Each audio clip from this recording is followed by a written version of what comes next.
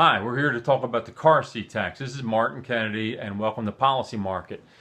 So about 2 weeks ago, the state legislature passed a bill that would make stricter the regulations governing car seats. Currently, I think a child has to be in a rear-facing car seat until 1 year of age, and this law would change that to 2 or 3 years.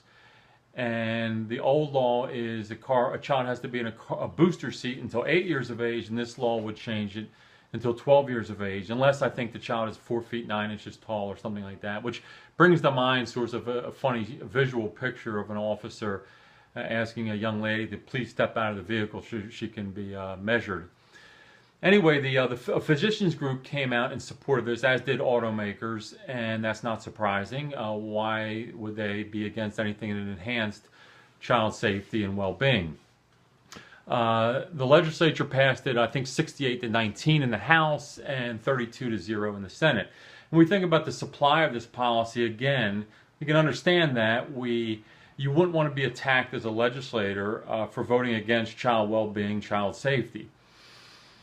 The fiscal review note, and again, the fiscal review board must come out with an estimate of the cost of any proposal. It was probably zero, in that there's no cost, at least there's no public cost. In fact, the cost is pushed off to parents. And that's, again, why doctors and the automakers might be in favor of this. There's no cost to them. And the cost to parents or to households acts much like a tax, because that money that you spend on a booster seat or a car seat can't be spent on groceries or rent or clothing or anything like that. Now, the Fiscal Review Board doesn't do a cost-benefit analysis, and that's unfortunate, because I believe that any cost-benefit analysis would find that this is probably not worth it. Maybe there's some marginal enhancement of safety. That's unclear, but there is some cost. And so there's many ways that driving or traffic, we can reduce traffic fatalities, traffic accidents.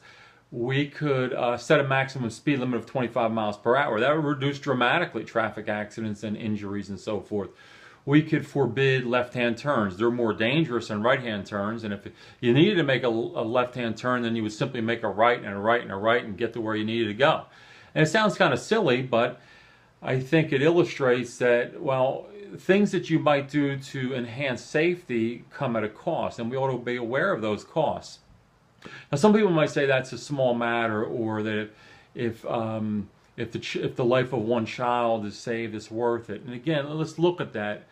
Again, to live is to incur risk, and when we restrict or regulate behavior and activity, we impose some kind of a cost, and we have to be mindful of those costs. Again, it would be tremendously expensive, costly, to reduce the speed limit, maximum speed limit, to 25 miles per hour. The other thing is that we wonder about, well, is revenue going to be enhanced? Do people get tickets for not having their 11-year-old in a booster seat? And is this some way to enhance revenue? That can be a little bit troubling. Secondly, what it does is it causes otherwise reasonable and responsible parents to run afoul of the law or to ignore the law, and that's not a healthy thing. That's not good. We don't want that. The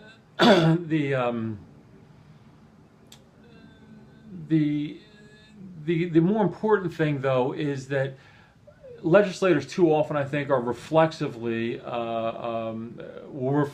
impose some regulation because there's some perceived benefit. And again, they'll do that while ignoring or discounting the cost. And there's always a cost, and we have to be mindful of that.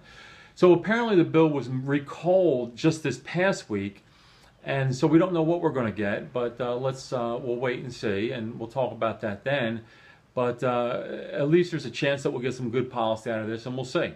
Okay, until then, bye.